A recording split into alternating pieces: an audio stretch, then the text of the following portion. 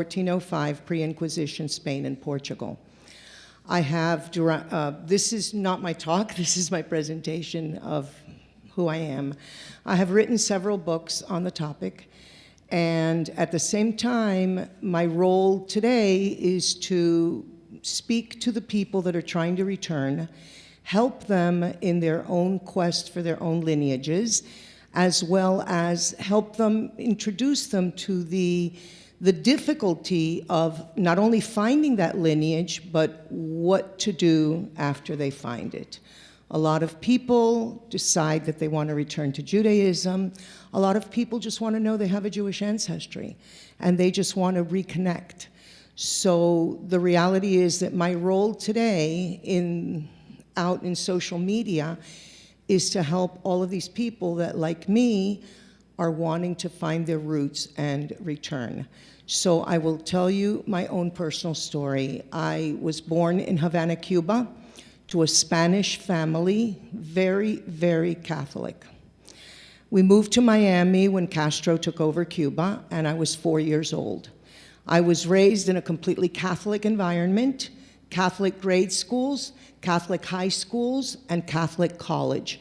But throughout the whole time that I was experiencing that Cuban Catholic society in Miami, in my soul and inside, I felt I did not belong. I felt that those people that were raising me and that society that I had been born into wasn't mine.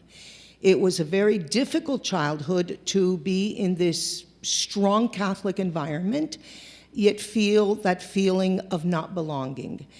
And really, what can you do? You're a kid, you're in Catholic school, there was a lot of questions, a lot of not understanding what was going on, and I would say that that deep yearning and questioning inside me started at the age of 6. And by the way, this experience of feeling this yearning in the soul for something that's not related to who you are is a common element of the people today that search for their lineage, that don't know who their background is. This is a common element. So I went through the grade school, got through it, questioned. It didn't matter. If I questioned it, I would just have to learn more catechism and more. It's not easy being in Catholic school, period. So being in Catholic school in the 60s and questioning it is even a worse thing. So I somehow got through it, and I got through college, and finally, at the age of 17, I married a Cuban Catholic man. And right away, I had 2 children. I finally, years later, decided to convert. I couldn't take it anymore. I had no idea that I had these roots. Absolutely no idea that I came from anything but a Cuban Catholic family. And I had not even delved into anything genealogically related. I knew the story of the Moranos and what had taken place in Europe and in Spain, but I had no idea that that was anything to do with me. So in a very long, protracted, 4.5-year conversion that took me to convert Orthodox in Miami, I did not convert my children. I did not feel that because I was having this existential dilemma, that I could do this to this 3-year-old and my son, who at the time was 12. So the rabbinical group in Miami obviously had a problem with a woman who was going to convert Orthodox, and her kids weren't going to be anything, not anything except Catholic. So in 4.5 years was a very difficult, long, and painful process for me.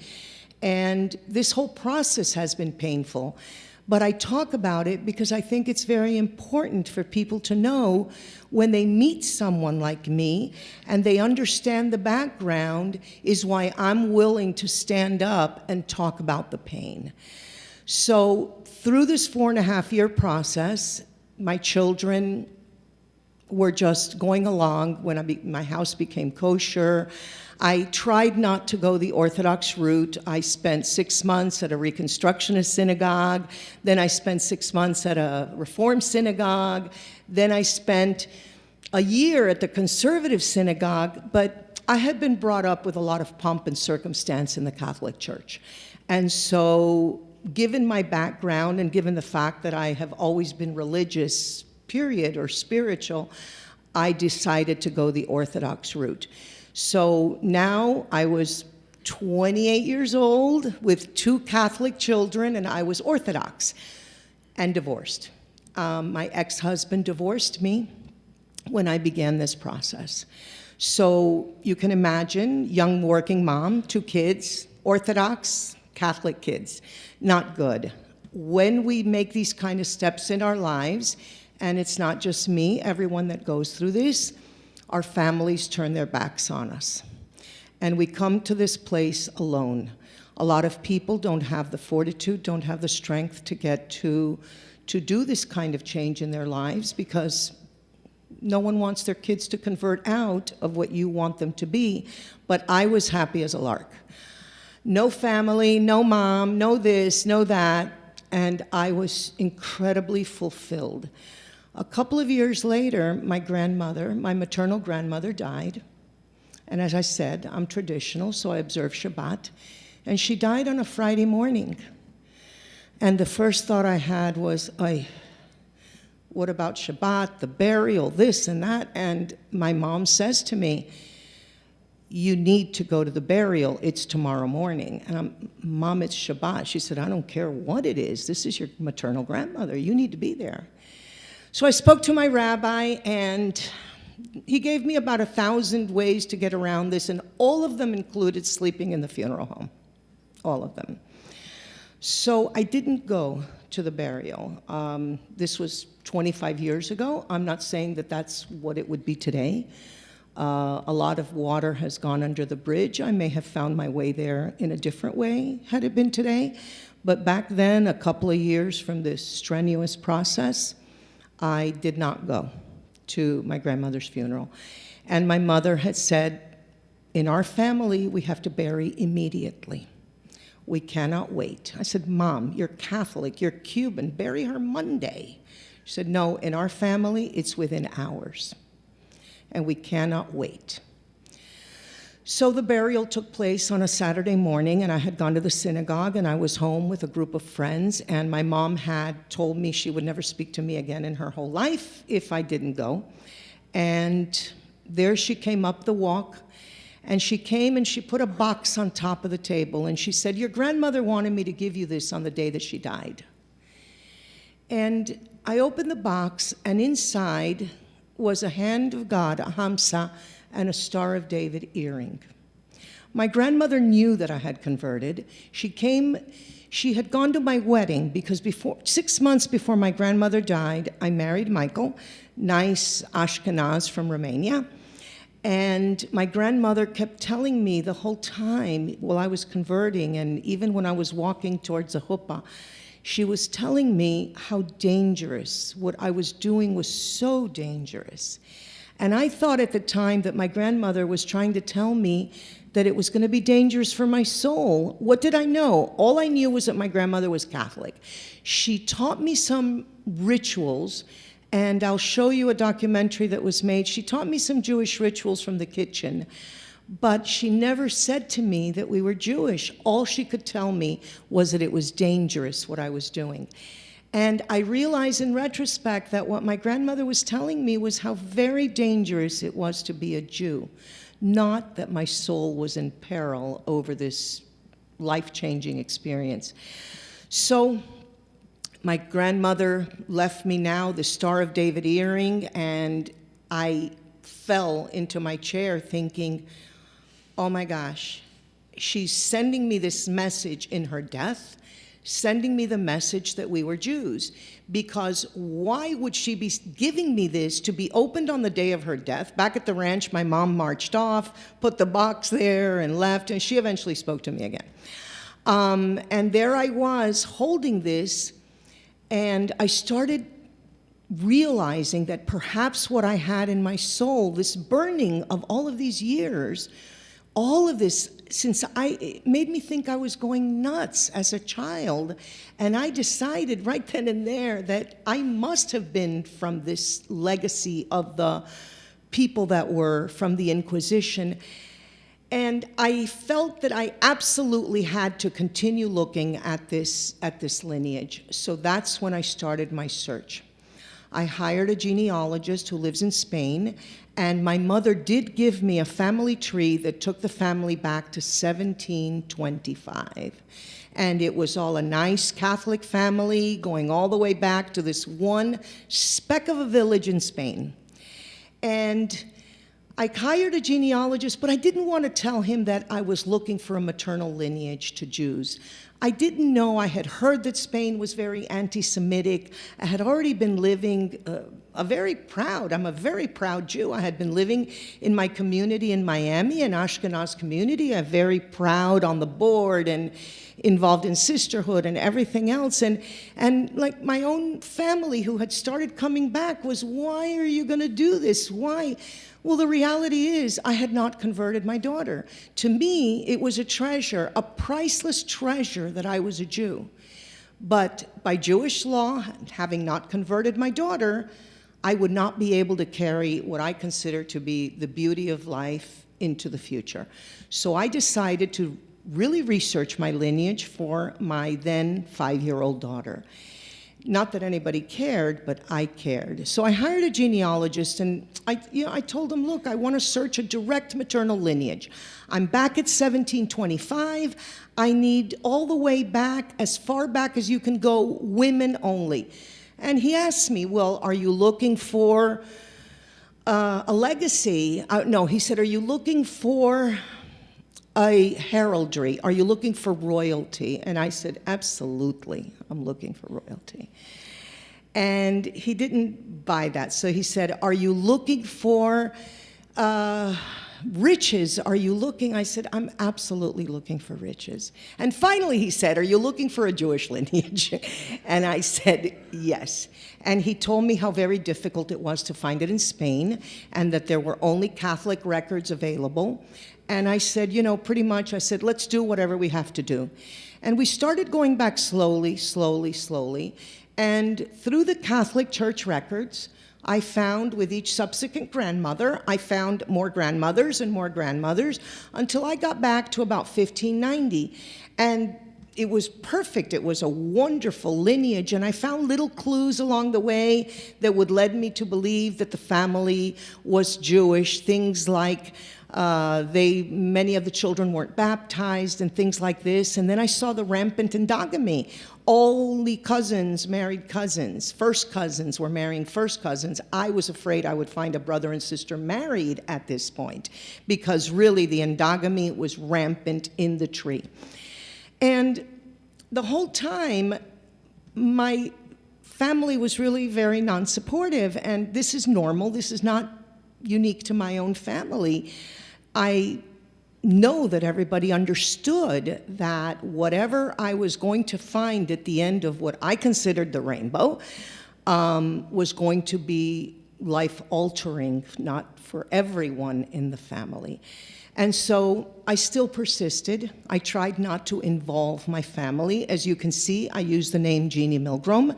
My official name is Maria Eugenia Medina Ramos, a very Spanish name. Milgrom is my husband's last name.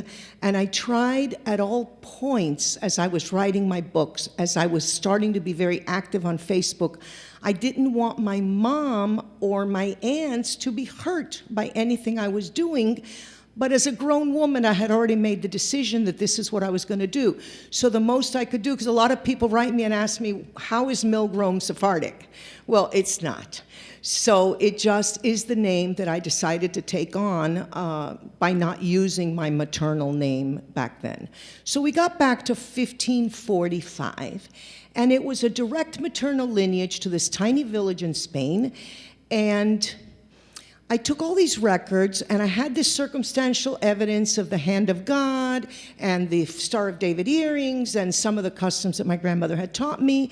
And I packed everything up, and I went to Israel.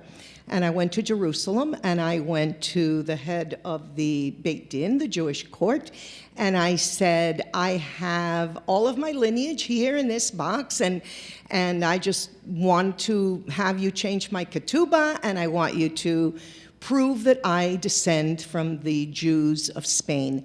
So this rabbi, he was very gentle. We sat at a table, and he looked at every single paper, and he's, wow, and what a work of genealogy, and this is amazing, and I've never seen anything like this, and you've done this amazing work, and wow, 1545. He said, but where's the Jew?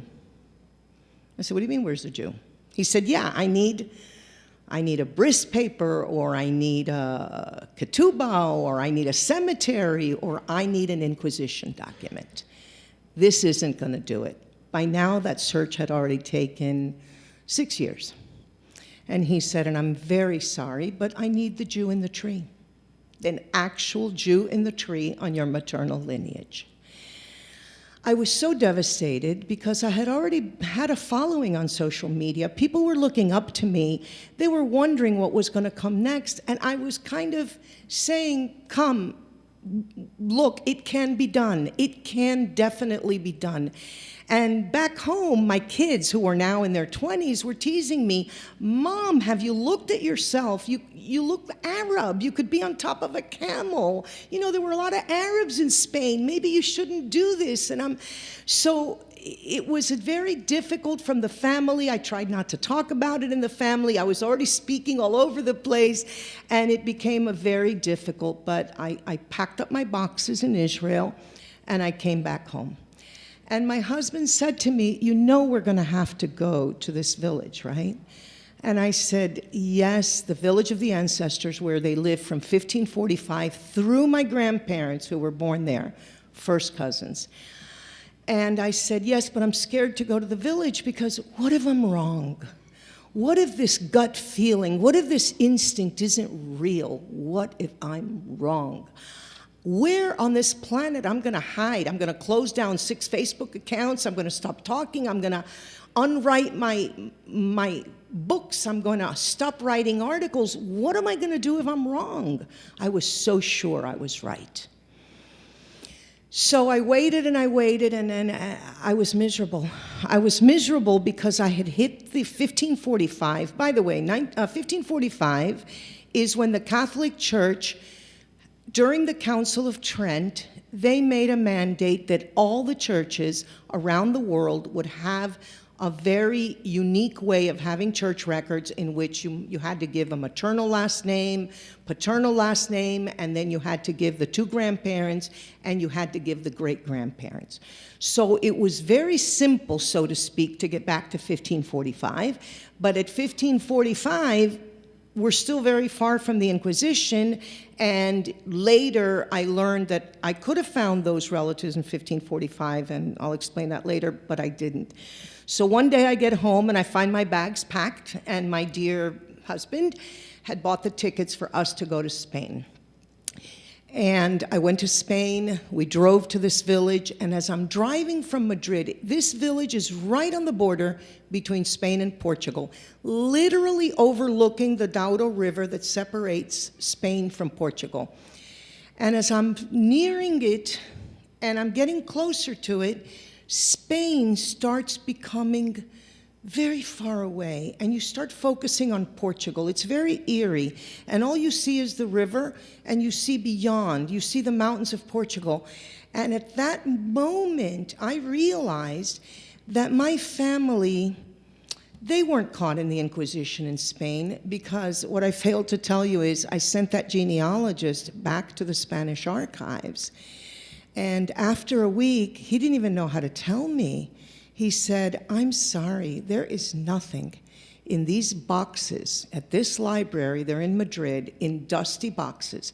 Not one person from your village was ever tried in the Inquisition, and not one name on your tree is on those boxes, anywhere near 5 kilometers of that village. So that's really when pretty much the earth caved in for me. And as we're heading to this village and we're in the car, I'm panicked to go. Panicked. It was I knew it was, I didn't know how I was going to pick myself up from the floor. Somehow my husband had more bravery than me. I think he was going to have to carry me back to Miami in a spoon because I was going to just melt on that floor. And as we're driving there, I realized somehow, instinctively, that my family must have been caught in the Inquisition of Portugal, because that's all you could see when you were in this village. So we were in a bed and breakfast, a hostel, so to speak. I run up, I fire up the computer, and the Inquisition records of of Portugal are digitized. And if not fully digitized, at least there's indexes. So I'm sitting there, and all of a sudden I get the search screen. I start putting in the last names on the family tree, and lo and behold, one after the other, I could see all the Inquisition processes on my maternal tree. Within minutes, I found 40 Inquisition documents on my maternal tree. But the rabbis had also told me that I needed to prove that the village of my family had a Jewish population. There was nothing in the history books that showed that Fermoselle had a Jewish population except one document that the king had told the head hunter that he could go and take the spoils of the Jews. Other than that letter and some tax records, there was nothing in history recorded that the village ever had Jews. And the rabbi said to me, even if you find these Inquisition documents, if you don't bring us proof that this village had a Jewish presence, I will not be able to give you a document of return that will hit your ancestors, my descendants, my daughter. So there I am in this village, trying to find this Jewish presence in a village that there's nothing available. So I started walking around and I started asking everybody. As we're walking around, I had already found the fact that there were Jews caught in the Inquisition of Portugal. But I was walking around and asking everybody that came, can you tell me about the Jews that live here? Oh, there were never Jews here, ever. There were Visigoths and there were Celts and there were Moors, but never a Jew. I would keep walking and walking and walking. Excuse me, everybody's very old. There's only about 300 people in the village, old and with a cane, and please, can you tell me about the Jews? No, ma'am, I don't know who told you, there were never any Jews here. And so as we're going through this, they told me that the woman at the door of the church who guarded the big church, she's the town historian. So I go up to this woman and I ask her to tell me about the Jews. And again, I don't know who told you, there were never any Jews here. And then she's asking me, what was the family name?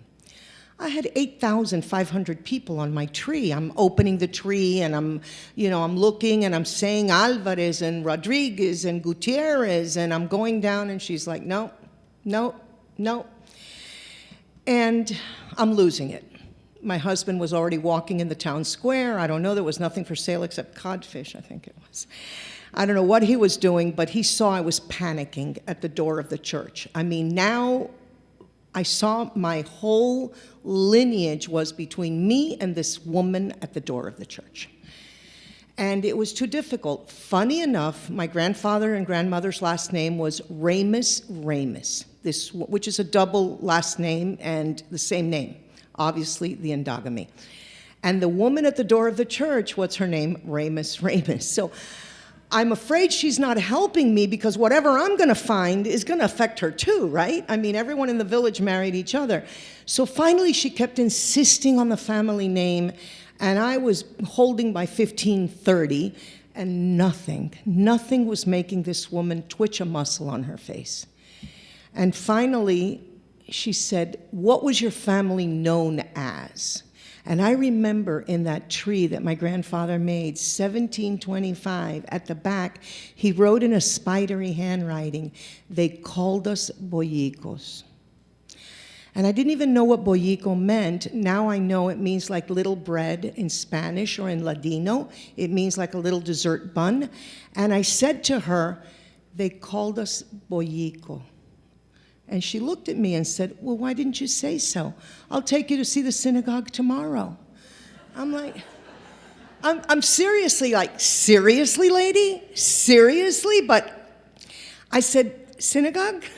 Yes, we have an oral tradition that we have a synagogue, and I will take you to see it tomorrow. My legs were shaking. I could swear I was screaming to Michael to come rescue me from this woman and this place in front of this church. And he said I was just standing there motionless. So the next morning, we meet her. I thought she was going to disappear through the night. I almost slept under her window, but there she was. We'd already been in the village for 3 days, and a village that nobody knew anything about anything. And we go to this place, and she starts, it's almost like a tour guide. And this is the original arch of the synagogue, and our oral tradition states that it held the two lots, and that the rabbi lived upstairs. And all of a sudden, there's like all this information. And the lady in the house was nice enough, an elderly lady had lived there 55 years. She let me into the house, and she's taking me upstairs, and she's showing me and telling me they redid everything I didn't want to hear. They redid everything, right? I mean, if they redid everything, what am I going to find? And the pressure of getting back to Israel and proving that this was a Jewish population to these rabbis in Israel, it was a crazy thing. So she's showing me her parquet floor and her country curtains, and I'm trying to keep it together with, that's really lovely. Do you have anything old? No, the only thing that's old here is me. So it was a very, very traumatic moment until I started to leave. And when I started to leave, I said to her, what about that door? She said, oh, you don't want to see that. That's the garage, and we've never redone it. I said, oh, please, please. What do you mean you've never redone it? No, it's from medieval days. I said, please, please let me see this garage. So we go, and all of a sudden there's like a little baby gate around these steps going down. And I said, I need to go down. She said, no, nobody goes down. That's where I keep my hams and my wine. Please. So we go down, and all of a sudden I'm in a room about 10 by 8, and in that room with all those hams and all those wine bottles down there, I see that we've gone down 7 steps like a mikvah, and at the end of the room there was a spout, well-worn, a spout of water, and I realized that I was standing in the mikvah of the so-called synagogue. And it was unbelievable. But again, I'm a saleswoman of pharmaceuticals by trade. I have a day job. I'm not a historian. I kind of stumbled into this for my own personal needs. So I can't say it's a mikvah. It looks like a mikvah. It has a spout, but who knows? So then she started taking me around the town, and she said, oh, you want to see what? So she opens this gate that I think hasn't been opened in hundreds of years, and there's another outside body of water, clear, clean, like a mikvah, 7 steps going down. I take 100 pictures of that. I take 100 pictures of all of these things that she kept showing me, and I said, I'm going to get back to Miami, and I'm going to send this to historians around the world because I don't know anything about this. So I get back to Miami, and I will get back into that later, and I sent them all over the world, and what do I hear from one gentleman who lives north of the Galilee? He writes me back and he says, you need to look at this stuff with the sun of 2 o'clock. Because the sun of 2 o'clock casts certain shadows, and the Jews that were in hiding would hide a lot of messages in the rocks and in the stones with the sun of 2 o'clock. And I'm like, seriously? Yeah. Seriously, son of 2 o'clock, right? Back in Miami, this godforsaken village, medieval village with 300 people living in it, and I've got to be looking at the son of 2 o'clock. But I had gone too far, I had gone too deep. So I hired a couple of historians in Spain, and I hired a couple of other people who knew what they were talking about more than me. And I head back into the village. About 5 months had passed because no one in the world not in biblical archaeology, not at Barilan in Israel, not at Oxford University. Nowhere was anyone looking at these pictures with any kind of a seriousness and saying, yes, it is a mikvah. No, it's not a mikvah. So I had to find my own way around these historians if I was going to meet the criteria that these rabbis had set out for me. I already had the Inquisition records, done. But then I needed to prove this other part. So I go back to the village, armed with a camera crew, armed with all sorts of historians with me. I will show you a short documentary on what happened during that visit. And I'm walking towards the village, and I see a gentleman, also very elderly. The population is very old. And he says to me, I was the mayor 50 years ago. And he said, I can show you the synagogue, but what was your family name? I said immediately, it was Boyico. I mean, by now I know this is the family name. And he looks at me very kindly and he said, you are a descendant of Uncle Boyico? And I said, I guess. And he said, I can't believe you're one of the descendants. And he said, let me show you the synagogue. And I said, no, thank you so much. I've already seen the synagogue. He said, you haven't seen this one. And he knocks on the door. And all of a sudden, this house opens, looks like a dollhouse. You see the kitchen, and underneath, you see a set of stairs. It was very bizarre. And when he knocked, he said, open the cellar. A descendant of Uncle Boyico is here. And I'm thinking to myself, what is going on? Because first, nobody knows. All of a sudden, this is like the word that opens up the Wizard of Oz door.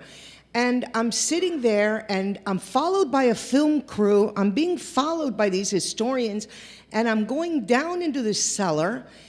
And all of a sudden, I see to the left, there's like an Aron Kodesh that's carved, not an Aron Kodesh, but like let's say a place where you could have seen was like an Aron Kodesh carved out of granite. It was facing east. There was a small row. I realized that I am in a carved out, dug out place where my ancestors had been forced to pray. And in that place, all I could do was cry. Everybody's taking pictures, everybody's taking film. The cockroaches are going over my feet, and all I could do was cry. It was like the pinnacle. It was the Holy Grail. And at that very moment, I decided that I was going to dedicate myself to telling this story everywhere, anywhere, because that is the one day that we lost to Jewish history. And if I was able to find that place where no one had found it in 523 years, I could not keep my mouth shut. I needed to go around, and even if I was just telling one person, I needed to tell that one person. And all I could do was cry. And that synagogue was joined with these tunnels that are underneath that whole village. And they're all interlocking and they're all interjoining. And it's a very bizarre thing why there would be all of these tunnels dug through the granite in a village that's right on the border with Portugal. So that moment was crucial. I did go immediately to the mayor, and by now, just the tenacity of doing this, they should have known I was a Jew, right? I mean, I'm not understanding why anyone had a doubt. So now I had the Inquisition records. Now I had the proof that the village was Jewish. And I go to the mayor and I said, look, I need more proof. I need to talk to your villagers. I need to see them. I said, but I'm taking a flight back to Miami and all I have is Sunday. Can you let me talk to your villagers? And I said, but it's going to be Sunday. And he said, that's fine. And I said, well, what about church? And he said, nobody goes to church here. Okay?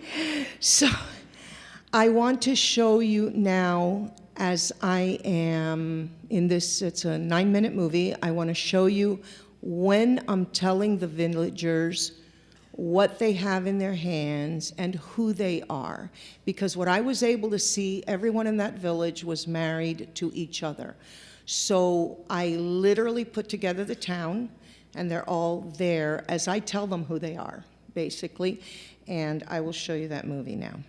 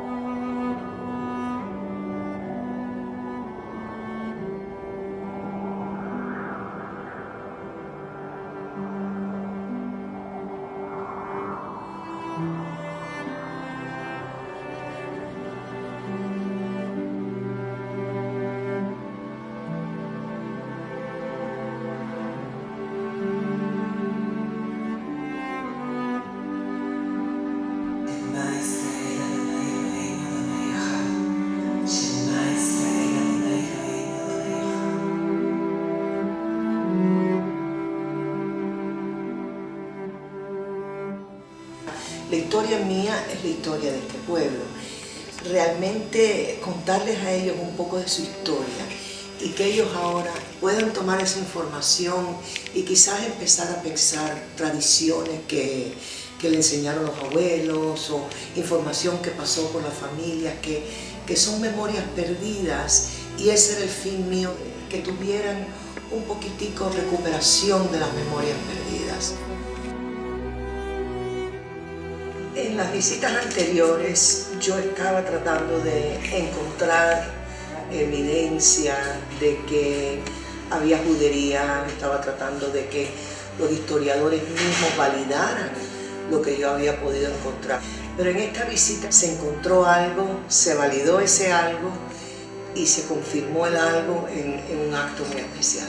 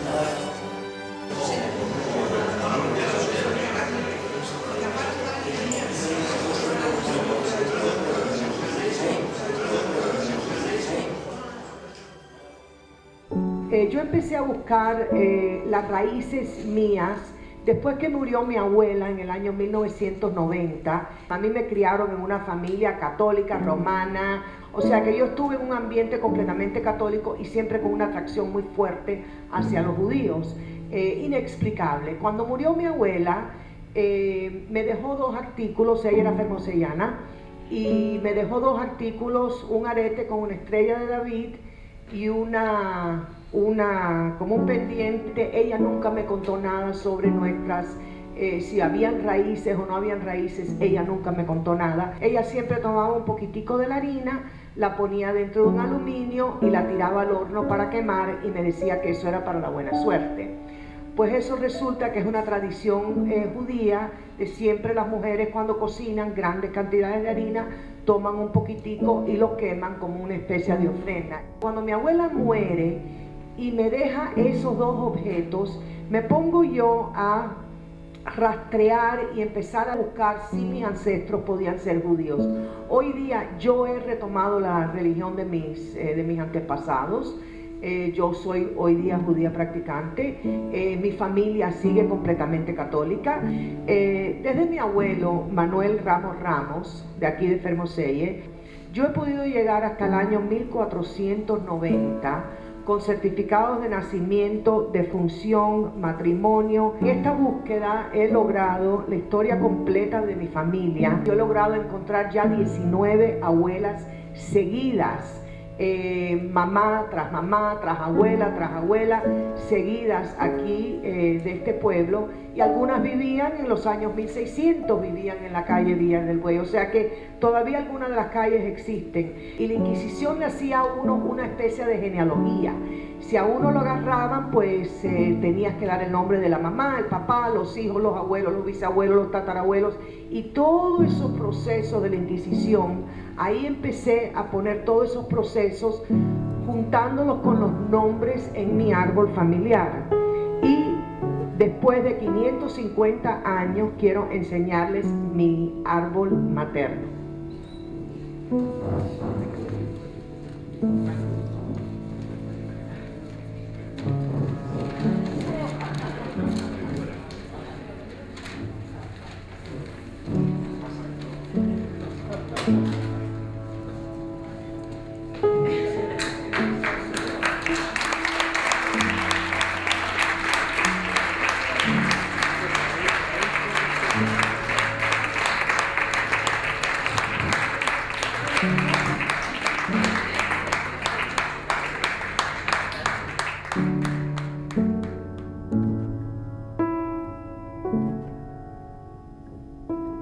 La verdad que yo estoy muy orgullosa, no solo de tener mis raíces aquí en Fermoselle, sino de ser descendiente de los judíos de Fermoselle.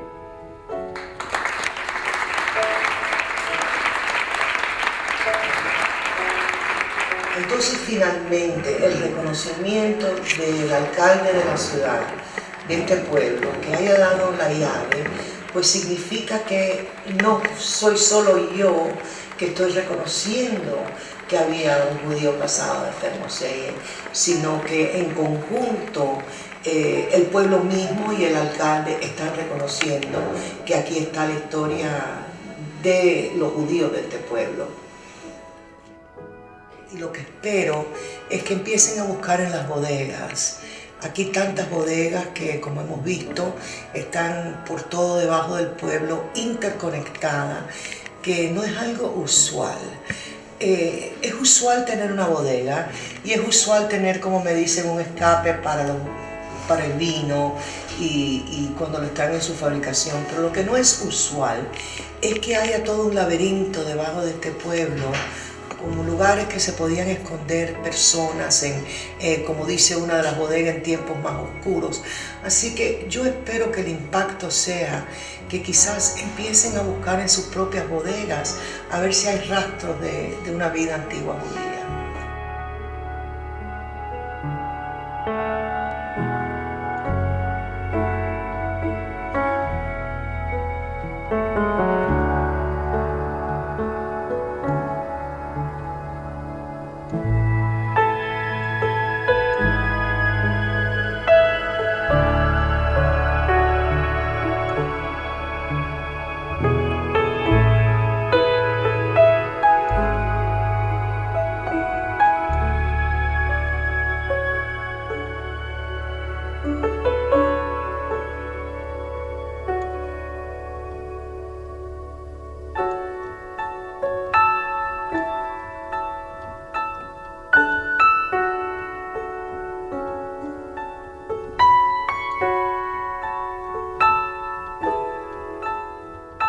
Pero yo creo que ya las paredes están empezando a estar listas para hablar solas.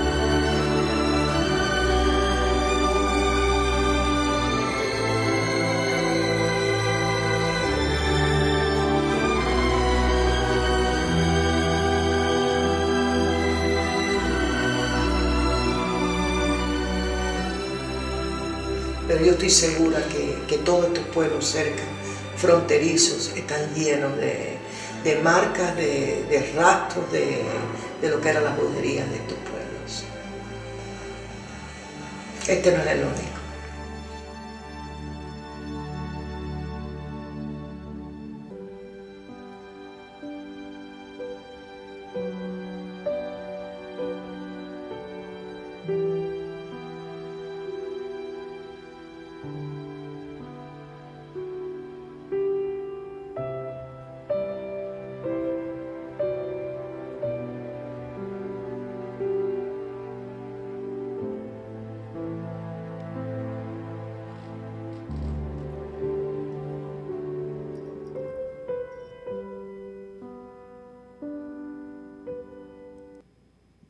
Okay.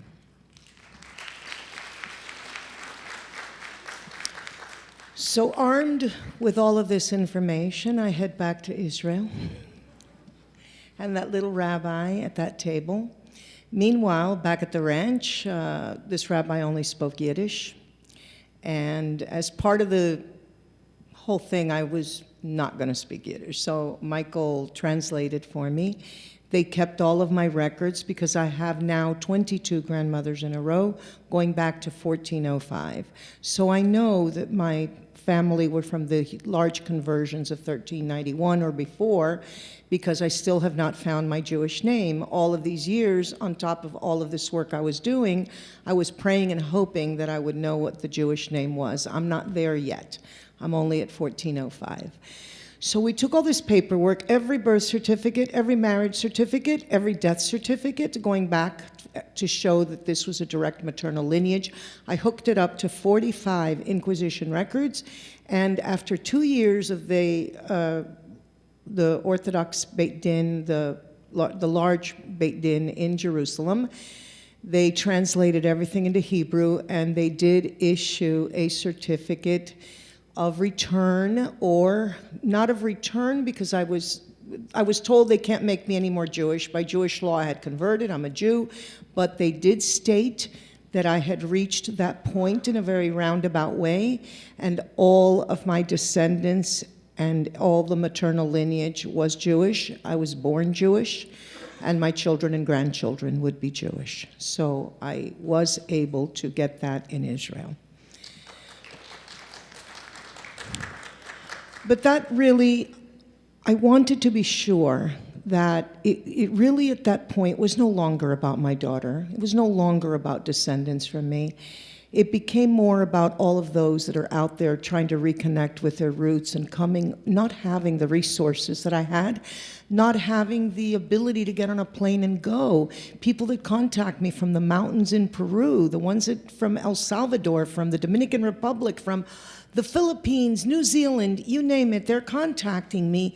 And I needed to do this for those others that would want to do this road. So in the States, I also contacted Rabbi Mark Angel. In Israel, it was Ashkenaz. Here in the States, I contacted Rabbi Mark Angel when he was still the head of the synagogue in New York. And I sent him my whole lineage, validated by an Inquisition historian in New Mexico, Stanley Hordes. And I also got a letter from Rabbi Mark Angel stating that my family was Jewish. So once I did that, from the Sephardic side, the Ashkenaz side, I knew that others could follow in my footsteps. Meanwhile, with my family, which is also a very big question that people ask me, because there was a lot of pain, as you've heard, involved. Slowly, my mom came around. She stopped fighting the information, but it was very difficult. And at one day, she said to us about 2 years ago, "I want to see your rabbi." And I couldn't take it. Seriously, Mom, after all of these years. But Michael, who's, as I said, really next to me 100%, he took my mom to see the rabbi, and she was already starting to not be well and, starting to debilitate and getting much older. So Michael took my mom to the rabbi, and I said, "Rabbi, I don't know what's going to come from this," but he said, "Hey, you might have your third book." I said, "No." So it was a Friday morning, and Michael took Mom to the synagogue, and they spoke, and she told him she did not want to die Catholic. And she wanted to return to Judaism. She kept the secret as long as she could. And it was not a secret anymore. So the rabbi, I was wondering, when the time came, what would my rabbi do? If my daughter doesn't practice anything, because you can imagine how this whole thing made her crazy. So my daughter doesn't practice anything, but I was always wondering, and the rabbi said to my mom, you just have to do one Jewish act. And that afternoon, I lit candles with her, and I said the blessing, and she repeated the blessing after me, and she lit Shabbat candles. That was Friday afternoon. On Monday, my mom, of that same Monday, she went into a deep Alzheimer's, never came out of it again. That was her last conscious act. So she's still alive, thank God, but Mom doesn't know who I am, who we are, who anybody is. But her last conscious act was to tell the rabbi that she did not want to die Catholic. And she lit candles, so Mom officially came back to the Jewish people in that way. My son is Catholic, not very religious, but he is Catholic, and told us 2 weeks ago that he's putting his 2-year-old daughter he lives in Washington. He's putting his 2-year-old daughter at the JCC school, and because it happens to be the best school. So I'm taking baby steps over there. And my daughter, I guess, will be determined by whoever she marries. She's 30. So that is the story with my family. But not only for me, but for all those people out there that are looking to do what I have done. I think that I have been able to bring my own family full circle. I don't know what will be about my future, but when the rabbi and my future descendants, but when the rabbi gave me that return letter, he said, I'm buying you 2 generations. If you don't resolve this problem in your family in 2 generations, your great-grandchildren are going to come and they're going to throw out all that information about your 22 grandmothers, and it won't make a bit of difference. And from the moment that he told me that, I decided that if I couldn't right the wrong in my own family, then by darn it, I was going to right the wrong in everyone else's family. So thank you very much.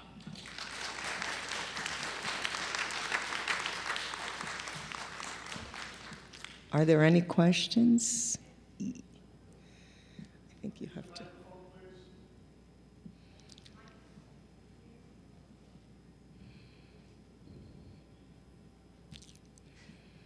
They should make these shorter for these conferences. First of all, you are amazing and wonderful, and your passion is just so inspiring. I'm very moved by your story. Are you saying that it was a secret, but it wasn't a secret? Are you saying that your mother knew? She knew. She absolutely knew, but she fought it.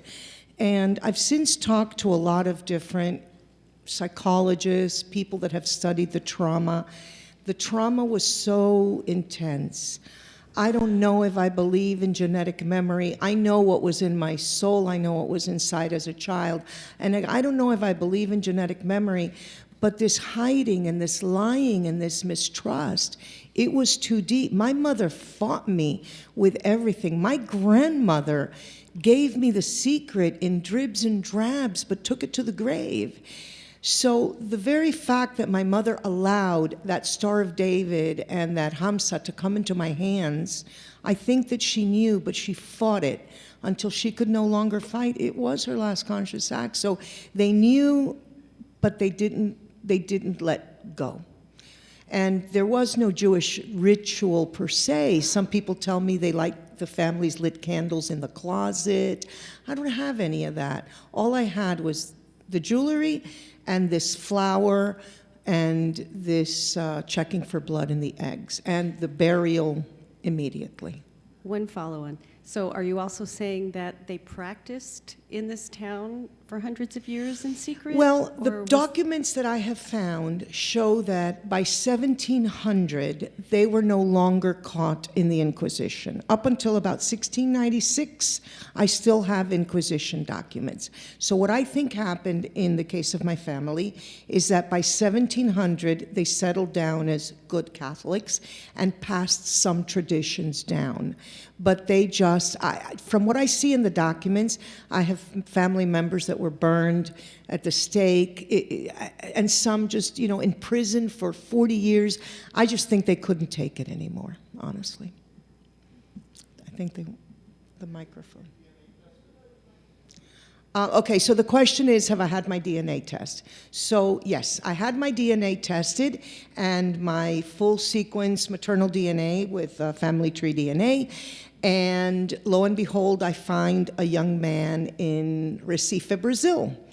And I see him on Facebook, and I'm trying, I don't know how to ask, are you Catholic, are you Jewish? I was praying he was Jewish. Are you Catholic, are you Jewish, what are you? And finally, I talked to Bennett Greenspan, and Bennett tells me you have a common relative in 300 years. This gentleman was telling me that he had done his 20 grandmothers, and I had 22, and if we have a common grandmother, what better than two genealogists? But we weren't finding the common relative. Back at the ranch, he was born Catholic and returned to Judaism 15 years ago. So he also descended from the lineage, and unbeknownst to each other, he returned and is a practicing Jew today. And at the 14th grandmother, our records were a similar name, but not the same. And when we looked closer, my records were forged. His grandmother, 14, gave birth to his lineage in Portugal, and then they forged the records. Her husband was killed in the Inquisition. She moved to this village on the other side of the river, and she gave birth to my lineage. So he and I have found it. Last week, someone from Seattle actually wrote me, Russian Ashkenaz Jews, as you can imagine. The woman is shocked that we are an empty DNA match. So I said, hey, hate to tell ya. So I just asked Bennett, and he said this must have been one of the Jews that escaped and went maybe on to Russia. So this woman now has a lot of work to do because my work is done. Yes. First, please join the Iberian Ashkenaz project that Shelley and I administer, because your line defines a mitochondrial Sephardic line, and we have so few of those that are known. But that's not my question. Okay. It occurred to me, I'm fascinated with your story. I'm really, really amazed at all you've been able to do, and I've read your book. And my thought all along, everything I read is, those rabbis were so mean. Why did they put you through it? You had your religion stolen from you already once. Why are they doing this to you? Why are they doing this to you? And as I was watching the film, I got this, the light bulb lit up. Had they not pressured and pressured and pressured, you never would have discovered the underground city in Fermoselle. Correct. So in a sense, they put you through torture again, but look what you found for everybody else. Correct. And now I no longer thank feel you. so bad about That makes me those feel rabbis. better. This was not an easy journey. So yes, they made it extremely difficult. Absolutely. Up until this last summer, I'm the past president of the Society for Crypto-Judaic Studies. We had our conference in Santa Fe, and we had quite a large turnout just about 3 weeks ago. And we did a survey at the end, and a lot of the people are returnees. Some people were from the Mexican crypto Jews and coming back. And what the overwhelming response was in a lot of these surveys is they've heard about people returning, they know that people return, but they didn't realize that there's so much pain. And I don't think it's just pain for what I went through. Thank God I'm a strong woman. I just think it's centuries old pain. And I think a lot of the people that were at this conference were able to understand that this is centuries old pain, and somehow we're still paying for it with all these rabbis. But yes? Correct. Yes. So the question is, my grandmother gave me the jewelry. Did I ever trace the jewelry? Honestly, I did not. I don't know how old the jewelry is. I took the Hamsa once to Israel, and I was in the shuk with a jeweler, a Bedouin who I have known for years, and I showed him the Hamsa, and really a family of jewelers forever, a really nice man. He held it in his hand, he went like this, and he said, 300 years old. So that's all I know. And the reality is it 500 years? Is it 300? Is it 200? I don't know what it is. And it doesn't matter because it was an artifact that the family found important enough to go from Spain to Cuba, to Costa Rica, back to Cuba, and to the States. So it almost doesn't matter. Any other questions? Thank you so very, sorry. Just a question about the reception of people in Fermacell. Did anybody, any of those people? Oh my gosh, yes, I'm sorry, I didn't say that. So all of a sudden, they're schlepping me by the hand to their coffee shops, and they're showing me things that look like Aron Kodesh is open, and they're showing me these old coins, and they're just showing me stuff. All of a sudden, everyone wanted me to visit their home. And I didn't really see much else. There was a saying that I found on the internet, and in Spanish it rhymes, but in English, basically, it said, and it was like old anecdotes from the villages. And the one for Fermoselle said, Jews on all four corners, and if you don't believe it, look on the door of the church.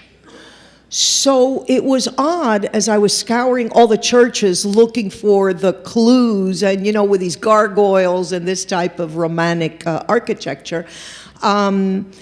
There was a lot of symbolism that we know today, and some historians agree and others don't, that some of these crosses that end in like the Hebrew letter shin, or that they sit on a shin, or they're on the right hand of the church, and I think that one of those pictures there, that these were symbols. So they were literally dragging me to see these kinds of symbology around the village. Yes? Did you ever find out what the shadows at 2 o'clock meant? Yes, you could. There was this one there was a chapel outside of the village about 2 miles. I was told that once a year, people from Portugal would make a pilgrimage to that spot, and they would leave stones. So that's all. So I assume that it may have been a Jewish cemetery outside the city limits, but on that chapel, in that place, there was a cross, and that cross, you couldn't see it, but it had a menorah on top, and it had the name of God, Yud He Vav He. You couldn't see it unless it was the sun of 2 o'clock. Also, I found an emblem, a hand-painted emblem of the village of Fermoselle. It was plain stone with a cross, and it said Fermoselle in very, like, letters like this, English letters. And when you turned it around, the letters were in Hebrew, and it said, in Hebrew, it says Lisgor, which means closed. So the secret of that village, I think, was meant to be closed until the day I came around to find it. I don't think it's the only one. Yes? I just want to say, if Genie was on a TV show, and you can watch those 2 TV shows on tracingroots.nova.org, and you'll hear much of what she said today, but if you want to show somebody else that's a good way of doing it. Thank you. Thank you so much. Any other questions? I'm sorry?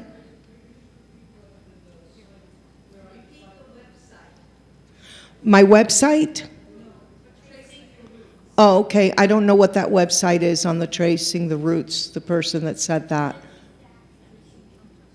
Okay, I don't know what that is. Thank you so very much.